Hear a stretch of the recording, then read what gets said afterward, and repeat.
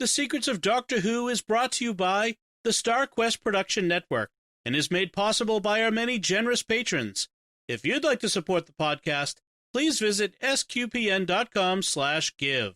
You're listening to The Secrets of Doctor Who, episode 182. One day, I shall come back. That's it. I've been renewed. Is when a Time Lord's body wears out, he regenerates. I'm a Time Lord. I'm not a human being. I walk in eternity. Braveheart. Change, my dear, and it seems on a moment too soon. Unlimited rice pudding. Physician healers. Wearing a bit thin. Fantastic. I am Scottish.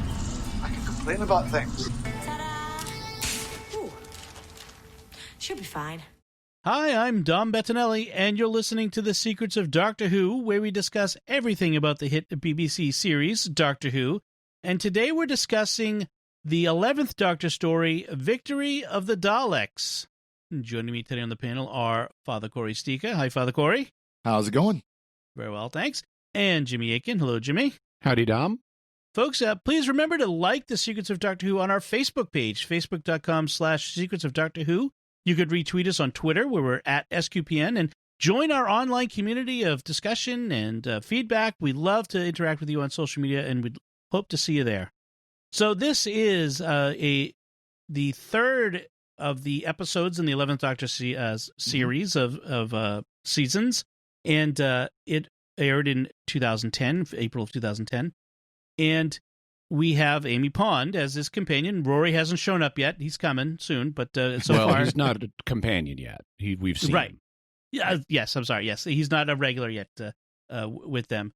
And this episode follows on directly from the prior episode where they got a call at the end of The Beast Below. They got a call on the TARDIS phone from Winston Churchill telling the Doctor, "I need you to come and help me. Watson, I need you." And so they make their way to World War II London. But they show up a month late. So it's like we have improvement. When the Ninth Doctor and Rose showed back up, it was a whole year late. So we've improved by a factor of 12. He does make some excuse about it being a Type 40 TARDIS and being notoriously finicky or something. Now, from just an overall standpoint, this feels a little bit like a revisitation of the Daleks Take Manhattan, or Daleks in Manhattan, in one sense. It involves the last of the Daleks in the universe desperately trying to rebuild the Dalek race in a famous period from Earth's recent past. And I think this is more successful than that because that Dalek-human hybrid thing totally didn't work for me at all. No. And the New Order Daleks also don't work for me, but they don't work for me less than the human Dalek hybrid. I thought you were going to mention a different episode, Power of the Daleks. Power of the Daleks was the first adventure of the Second Doctor, and it involved a newly regenerated Doctor dealing with the Daleks in a situation where the Daleks were in a subservient role. Oh, yeah. Forgot about that one. And so in that, the Daleks had infiltrated a human colony and were pretending to be servants. And we had the line, "I am your servant," which they deliberately call back here with, "I am your soldier." Yes, that's true. And a number of years ago, I heard a podcast reviewing Victory of the Daleks saying this is probably as close as I'm ever going to get to seeing Power of the Daleks. But now we have the animation of Power of the Daleks, so you can see it with a much better vision. It's not the original, but it's much closer to the original than what was available at the time. Right. That's true. That's true. This is one of these episodes where it's kind of mixed for me because, of course, it's a Dalek episode. That should have been a straight historical. Yes. In my opinion. I think it would have been a much more entertaining straight historical than it was a Dalek story because of the one major character that we haven't mentioned yet. Winston Churchill. Yeah. That's true. I would love to see that. And maybe, obviously, the Winston Churchill and the Doctor know each other. So I would love to see a straight historical with the Doctor and Winston Churchill getting on and doing something doctory, especially in the middle of the London Blitz. Yeah. I mean, this is as safe as it gets around the Doctor, as he says. This is as safe as it gets around me in a bunker in the middle of the London Blitz. That's about the safest you're going to be. Right. And they're in Churchill's cabinet war rooms, which is actually a place you can go visit. Father Chupines, who's a friend of ours and on the board of SQPN, he went to England a few years ago and went and visited Churchill's cabinet war rooms, and he said it's quite impressive. It's right there in the middle of London. And so we have this recreation of it. And he did basically run the war from this underground bunker. They're in he was sheltering in place. Exactly. In an undisclosed location. They're under a German air attack, and they have that usual thing where they have the people operating the figures on a big map board on the table using croupier sticks, and he orders them to roll out the secret weapon, and the big reveal is it's a little model of a Dalek. I'm like, how could this be? So that then after the opening credits, we have the TARDIS arriving.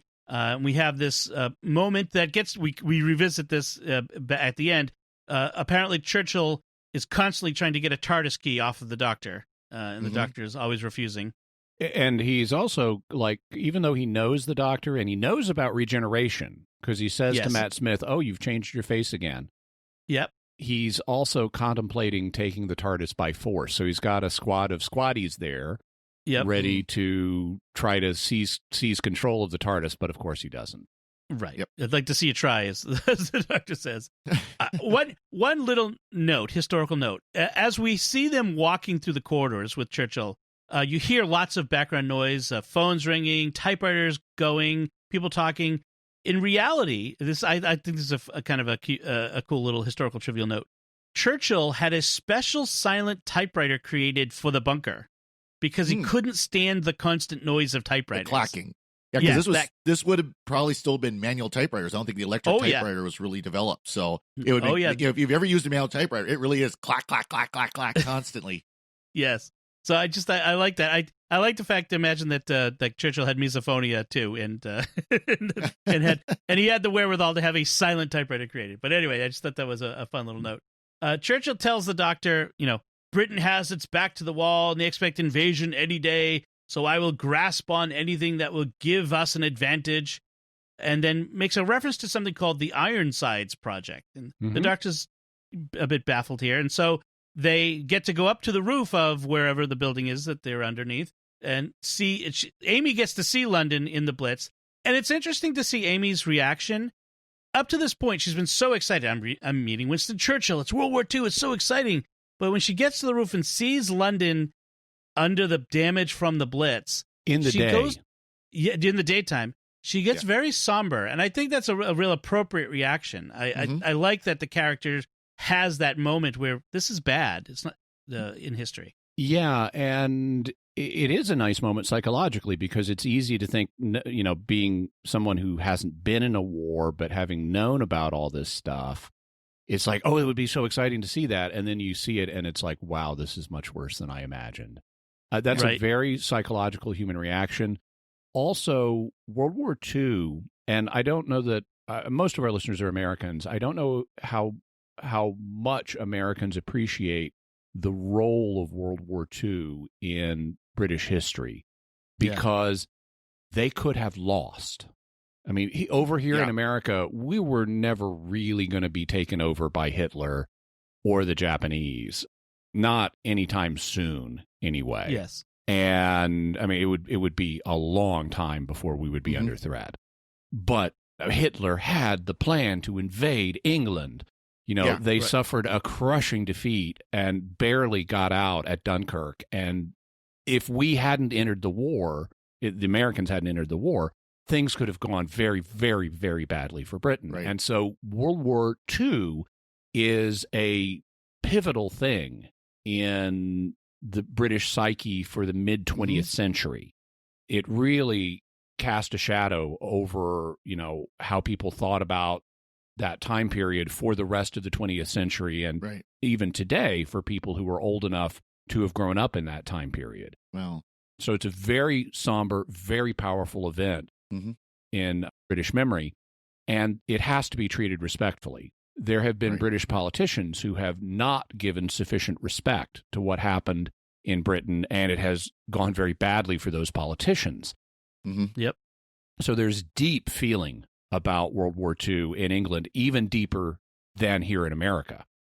And so, of course, the Doctor is respectful and Amy is respectful, and that's entirely appropriate and as it should be. And I can't help thinking how that reflects unfavorably on what has happened to the show since. Because since Matt Smith was being respectful about World War II, we have had Peter Capaldi's insane rantings about soldiers and war, and we even have some from Matt Smith and Jodie Whittaker and all this anti-violence, anti-war messaging. And it's like, where the rubber meets the road is stuff like World War II. Yeah. You don't dare be disrespectful of that, and you ought to show the same respect for other situations where conflict is necessary. And it shows the silliness and the unseriousness of the show's moral treatment of the use of force in later seasons. I think that part of the problem is we've hit that point now where living memory of World War II is almost faded. It's still around. There's still, we still have, there's still people who are veterans of the war that are still alive, although very, very few. I think here in our little town where we had, there would have been dozens out of the 2,000 people here who were World War II vets. I think there's only like 2 or 3 that are still alive. Yeah. People who would have been alive in Britain at the time of the rebuilding, because that's one thing you got to remember too, is the damage to Britain's infrastructure was so bad from World War II. It wasn't until the 50s that the country had finally recovered to a significant effect. Even like the Tower of Parliament, Big Ben, it was damaged during the war. I mean, that's the cultural symbol of Britain. And it was damaged, and so during the time that even when this was done 10 years ago, it's hard to believe it was 10 years ago that this episode came out, but when this was done 10 years ago, I think the living memory of the war was still much stronger than it is today. Yeah. That's true. And I think and that's part of the problem is people tend to forget events like this when they don't live it. But of course, then there's that story about, those who forget the past are doomed to repeat it. Right. And, keeping in mind that the Queen, long may she reign, is herself a veteran of World War II. And so I think that has helped to sustain that living memory. But when she passes, that would be a passing of a generation. And I agree. I think we need to remember and to respect and to honor, those who gave so much. And I'm glad that there are shows like this that entertain us, but can also help us to remember the sacrifices. And they don't hold back on the sacrifices in this episode. We see the cost of war in some of the minor background characters here. And we should also mention, since you'll be listening to this a month later, we are recording this on Memorial Day. Yes. Yep. So it actually, I didn't realize that connection until just now. We're actually recording this on Memorial Day, which is remembering those soldiers who died in that war, as well as all other wars. So, yeah, we definitely need to remember.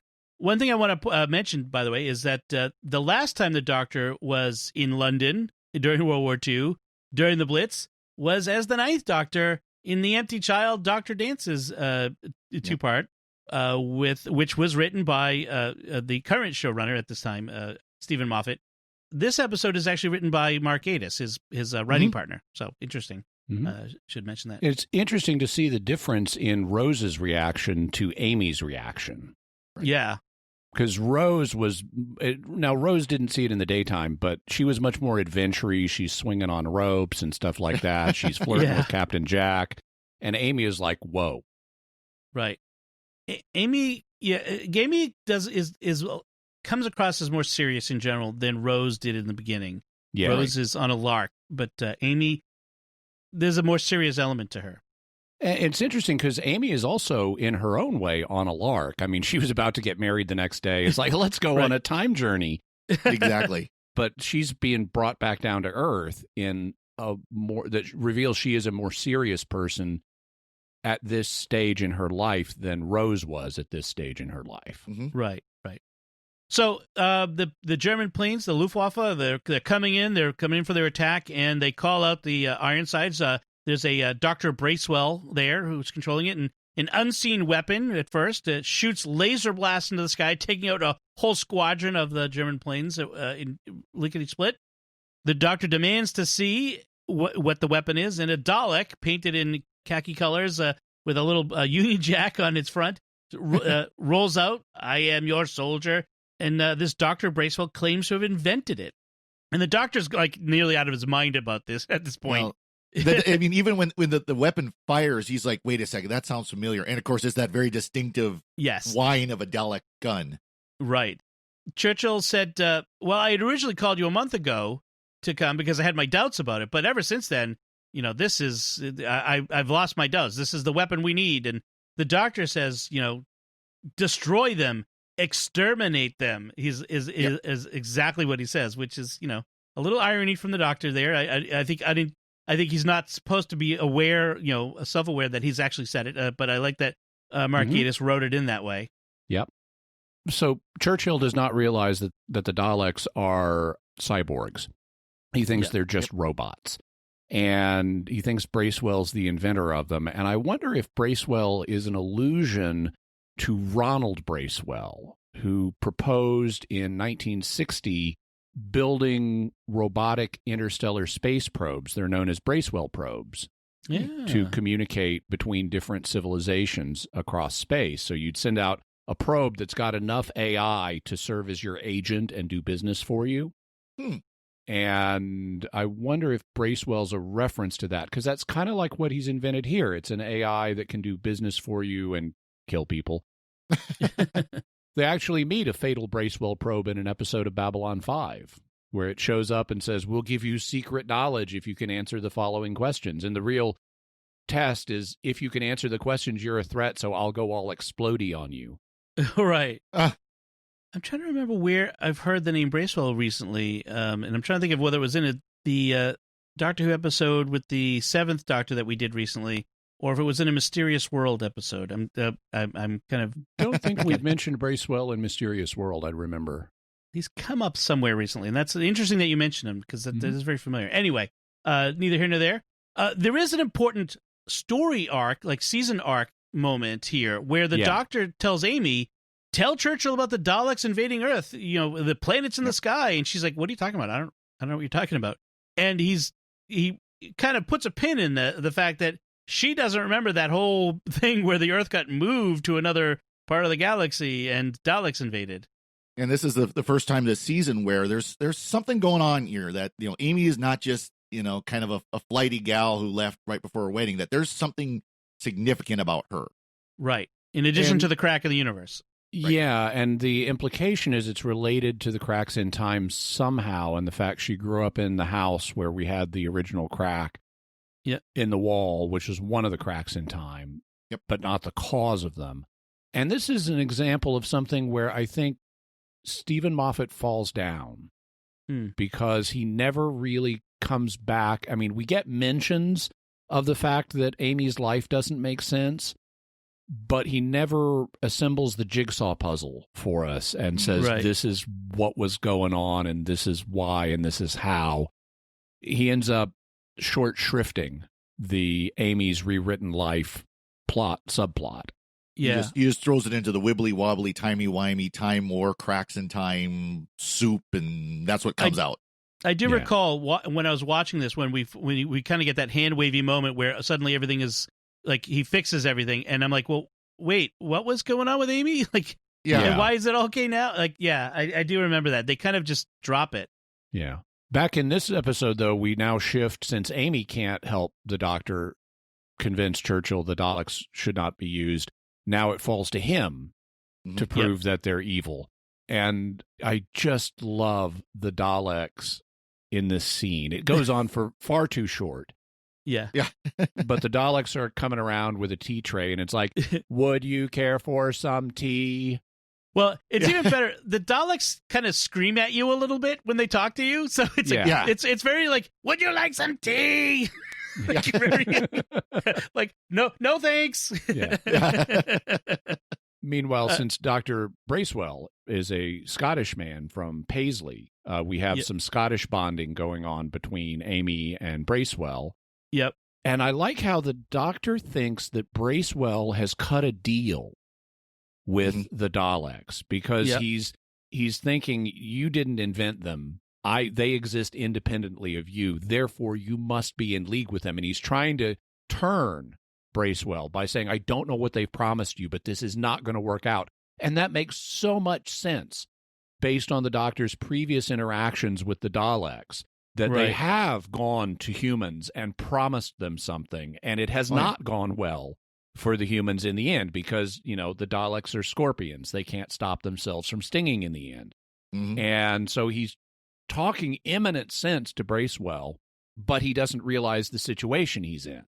And so he then turns, when Bracewell doesn't respond, he turns and physically attacks a Dalek. He's like, he's doing an Ace thing where he's beating on it with a giant wrench instead of a baseball bat. And I love the Dalek's reaction as he's doing it. The Dalek is, you do not require tea.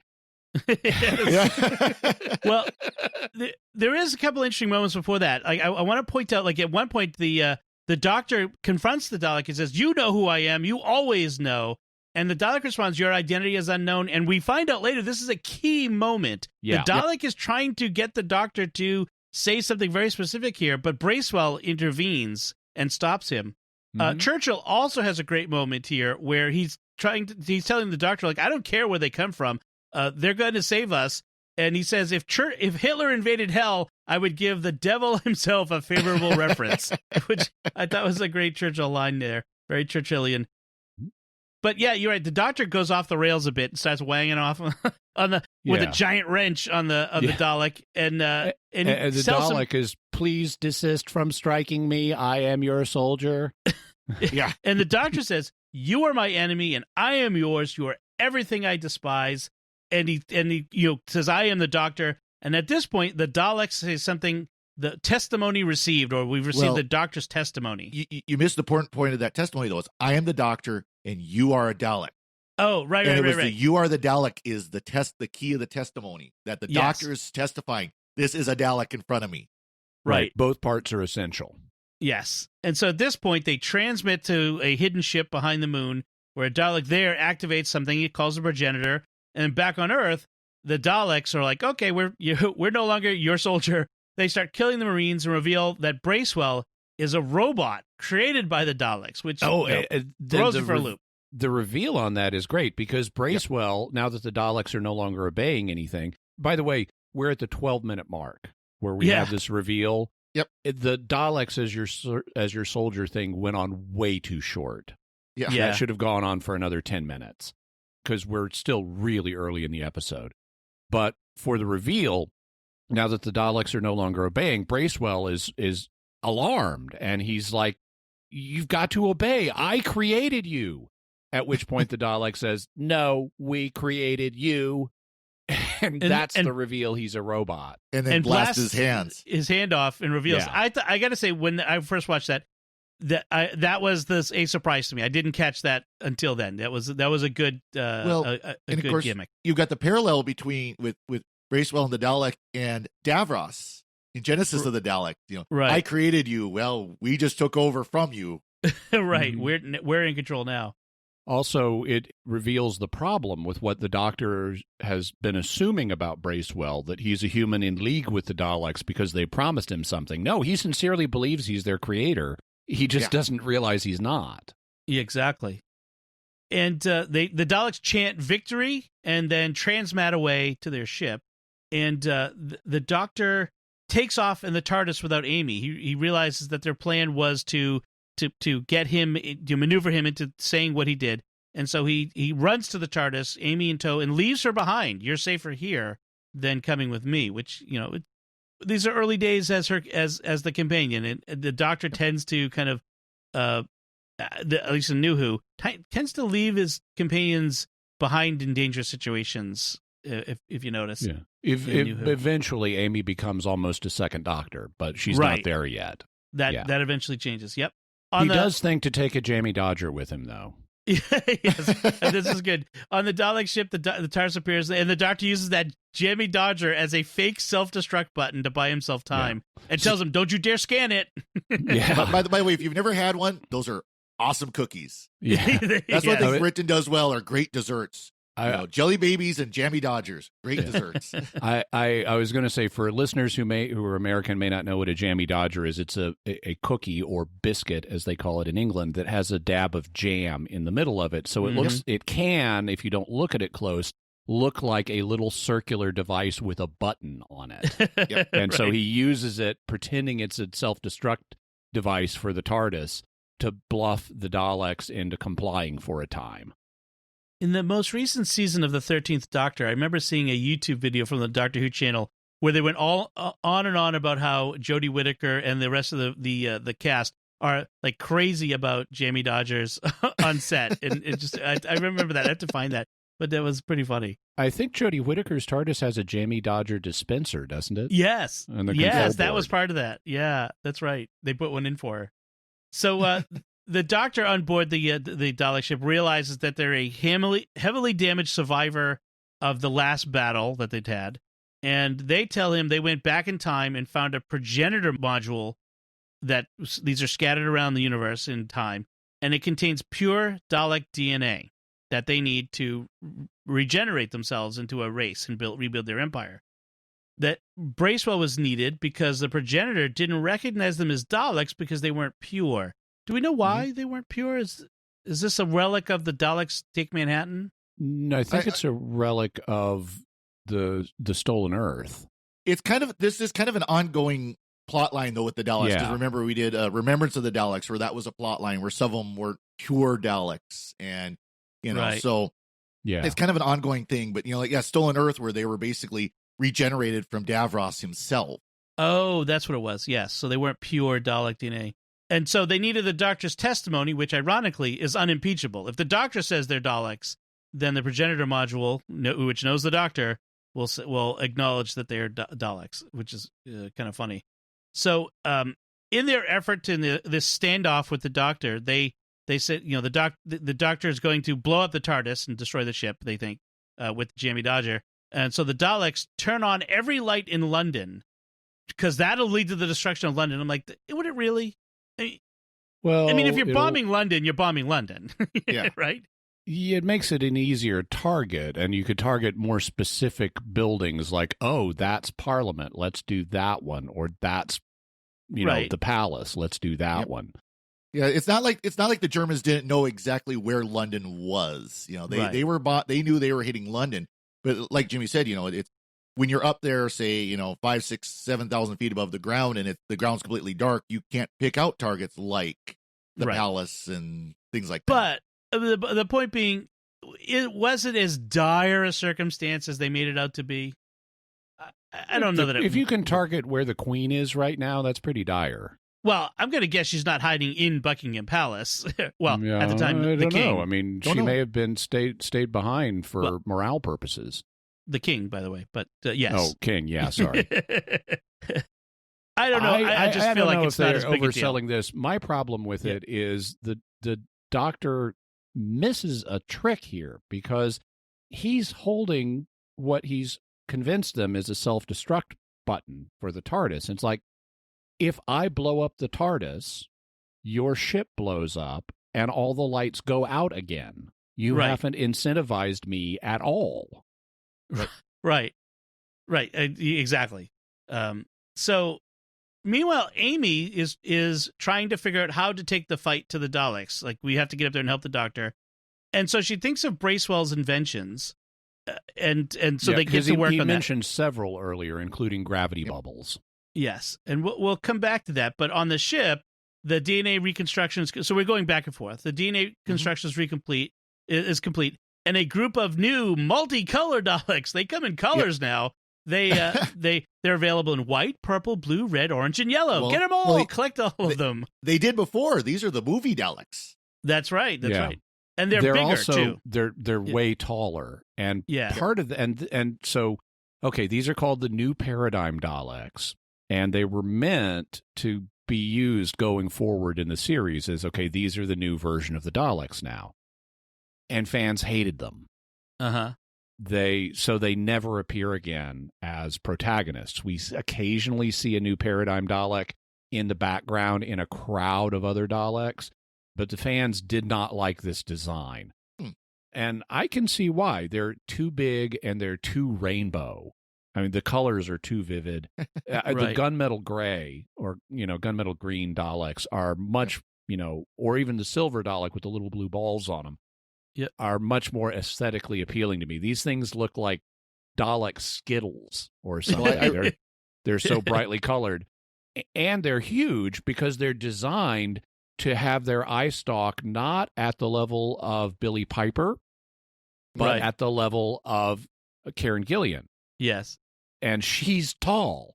So these Daleks are preternaturally tall compared to what we're used to. And between those two changes, fans just didn't like them. Well, I had to laugh because I wrote down, Technicolor Daleks. Because, of course, that's why they were all the multicolor back in the 60s. But I do think that the height difference makes an effective message, though, of, like the old Daleks, quote unquote, are the ones that aren't pure. And so they're smaller, they're, not as strong. And then you get the big ones that are bright and big and they barely fit in it looks like they're just barely scraping the surface or the ceiling of the ship and everything. And, so I think it gives kind of an effect there. Like they're trying to say that these are the racially pure Daleks, which would fit with the Dalek mindset. And we even have a really close, this is a really on-the-nose line where as the new Paradigm Daleks roll out, we have the other Daleks saying that this is the resurrection of the master race. Right. Yep. And it's like, okay, given that the Daleks are inspired by the Nazis, that's a pretty on-the-nose line. Yep. I also then love what happens with the existing Daleks. Because since they're racially inferior, they need to be destroyed. And so and they're happy okay to do it. with that. They're fine being destroyed by the more racially pure Daleks. So it's like they immediately get disintegrated and they're happy about that. Yeah, they're like, you must destroy us. Okay. We're told that the new Daleks are paradigms. They're now divided by function.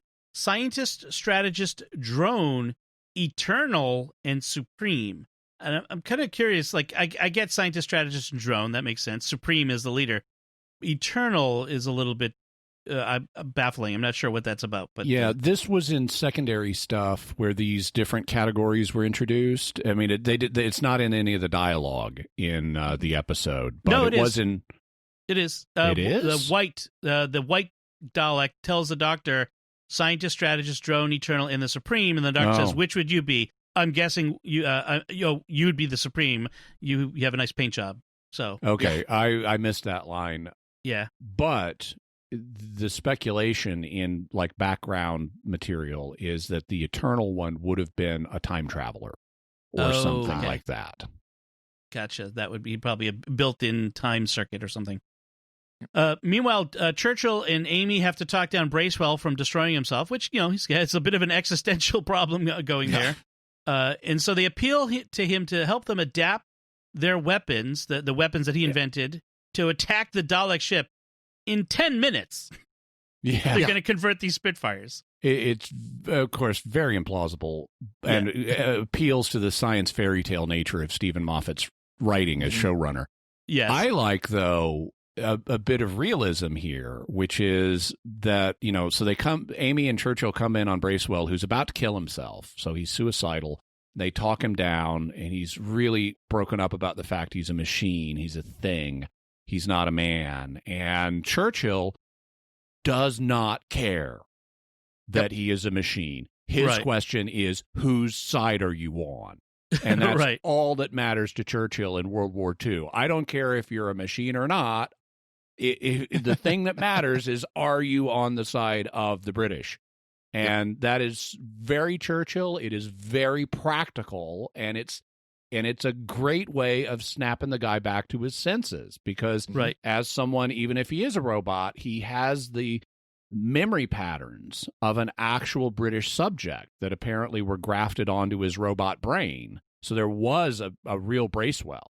that real Bracewell would have been patriotic enough to say, even if I'm in a mechanical form now, I can still serve my country. Right. And so they have this wonderful image of Spitfires in gravity bubbles flying in space, attacking with lasers the Dalek ship.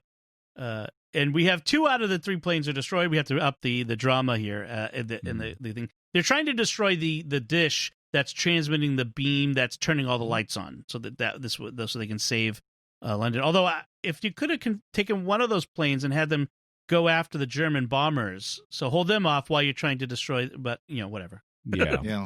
And how do planes fly in a gravity bubble anyway? I mean, there's a limited amount of atmosphere in there. Yeah. You're not going to propel forward. You might propel forward to the front of the gravity bubble, but it's not going to move the gravity bubble. I know. Oh. Also, the lead pilot, the one who does survive, is named Danny Boy. That's his call sign. Yeah. And it's voiced by Mark Gatiss.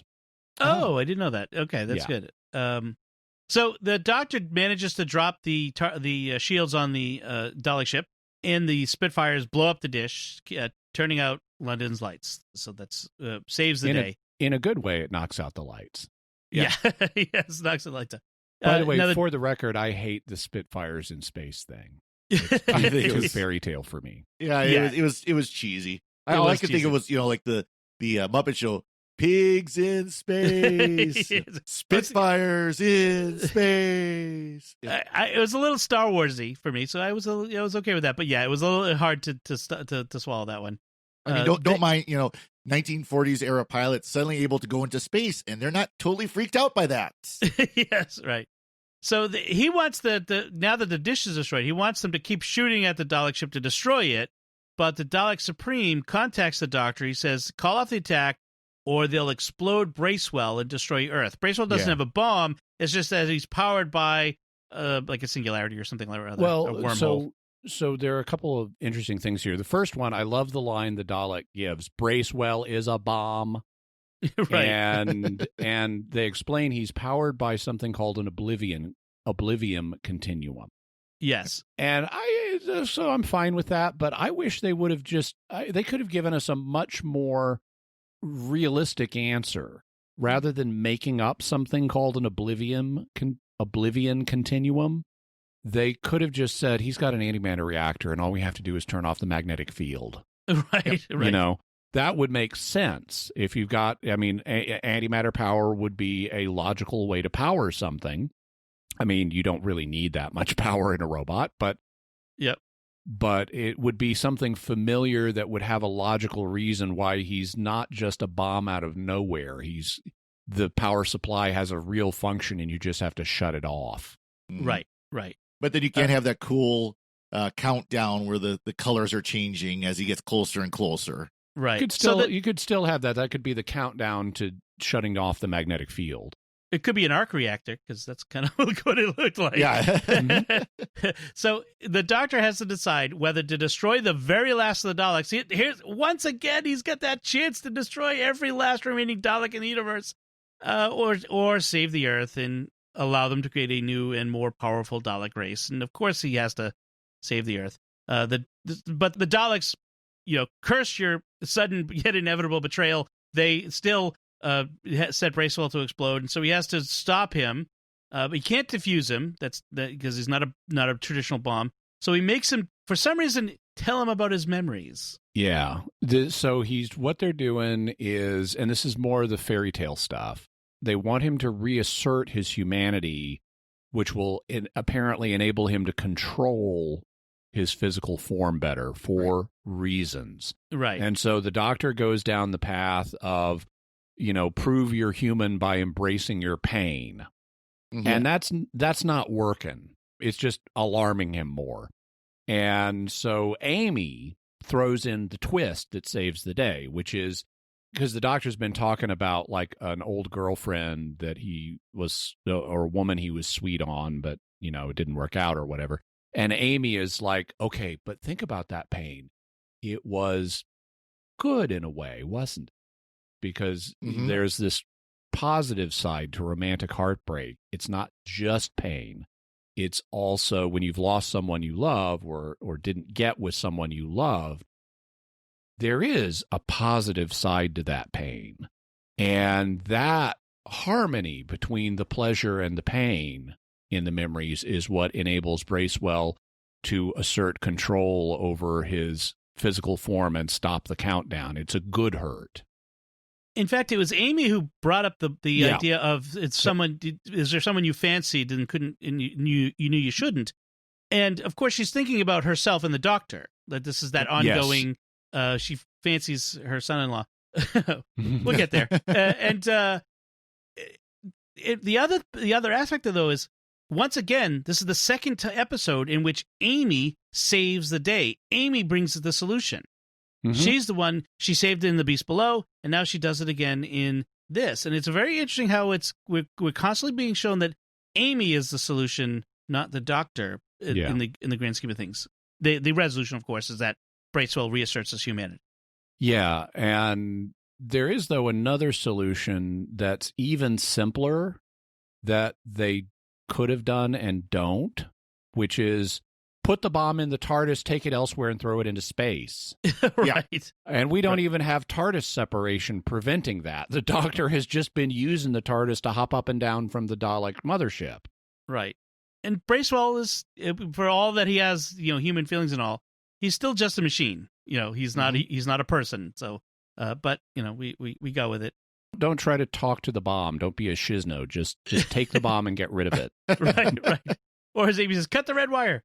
The Daleks, realize they've somehow lost this time again, as they always do, and so they jump away through time. And the Doctor's despondent at first that they got away, until he's had to be reminded that he's saved the Earth. So then we tie up the story. The Doctor tells Churchill the world doesn't need the Doctor to stick around and to win the war, because from Churchill's point of view, is like, okay, now stay here and stop this amazing devastation when millions will die. He's like, no, you've got it. You guys will take care of it. As they say goodbye, he gives the Doctor a hug and lifts the Doctor's TARDIS key, because Churchill is a pickpocket. And Amy gets it back from him. Yeah, she says, "Oi, Churchill boy," and makes him give it back. Also, we have, just before this, we have one of the staffers in the cabinet war rooms is seen weeping. Her name is Breen. Yep. And apparently her homeworld is much milder than you've been led to believe. But despite that fact, Breen's significant young man has been shot down over the channel. Yep. And for once, Stephen Moffat doesn't walk back that death.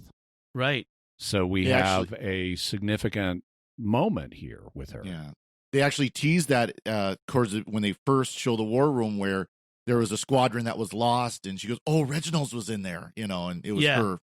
And then they played it out that, they realized that he was lost. I remember originally thinking that, because the Doctor wasn't in the room at that point, I remember thinking the Doctor's going to come back in the room, having taken the TARDIS to go rescue the guy shot down over the channel. But no, they leave that, which is good. They left it. There's a cost to war, and I think that's a good point to make here, is that despite all the fun and the fairy tale stuff, there's a cost to war, and they're showing us. So they go visit Bracewell. He's ready to be deactivated or destroyed, and they kind of reasonably, because he is. Yeah. He points out, "I'm Dalek technology. You can't just let me walk around." Exactly. And instead of saying no, go live your life, they kind of make up this whole trying to get through to his dense perception. We're going to look the other way and let you run off and go live your life and go find Dorabella and have a nice life. He finally gets it. But I love that, where they're going, "Oh yeah, we got the thing to do. It's going to take 15 minutes, maybe 20, maybe." And Amy looks at the Doctor's like, "For a robot, he's pretty dense. For a Dalek, he's pretty dense." Yeah, right. But he finally gets it, and then we have that classic line, "Come along, Pond," as the Doctor takes her with him. And as they're about to leave, get in the TARDIS, they have this discussion, and he recalls this important point from before, that she doesn't remember the Daleks, and this is something to be worried about. And so we'll presumably be following up on that. And then as the TARDIS dematerializes, we see on the wall behind them in the filing room the crack in time. Once again. Which are all shaped the same and look like a smile, kind of. Yeah, they're very sinister. They're very clever that they use that shape. It's a sort of a crooked smile, sinister smile. So, Father Cory, any final notes on this episode? Just one quick thing, of course, that the Doctor couldn't face off Hitler now because he will later. Yes, in a later season. So, and Churchill will be back. Yep, with Amy. Yep. And Jimmy. And in fact, Churchill's going to be back later this season, as will Bracewell. Because when we get to the final episode of the season, we in a really nice montage, we run through multiple people we've met earlier in the season that all connect into the final plot, including Churchill and Bracewell from this episode and Liz 10 from the previous episode. That's right. That's right. Yes. That is Moffatt does have the ability to tie things together like that. He does. All right. So we'll take a moment here to thank our patrons who make it possible for us to create the Secrets of Doctor Who, including Brian K., James H., Charles K., Dr. T., and Greg H. Their generous donations at sqpn.com/give make it possible for us to continue the Secrets of Doctor Who in all the shows at StarQuest. You can join them by visiting sqpn.com/give. We'd also like to thank Victor Lambs, who edits the show for us every week. So that's it from us. What did you think of Victory of the Daleks? You can let us know by commenting on the show at sqpn.com or the Secrets of Doctor Who Facebook page, or send an email to doctorwho@sqpn.com. We'll be back next time when we'll be discussing the 4th Doctor story, Planet of Evil. Until then, Father Cory Sticha, thank you for joining me and sharing the Secrets of Doctor Who. Thank you, Dom. And Jimmy Akin, thank you as well. Thanks, Dom. And once again, I'm Dom Bettinelli. Thank you for listening to the Secrets of Doctor Who on StarQuest. And remember, KBO, Doctor. Right. This is going to be fun.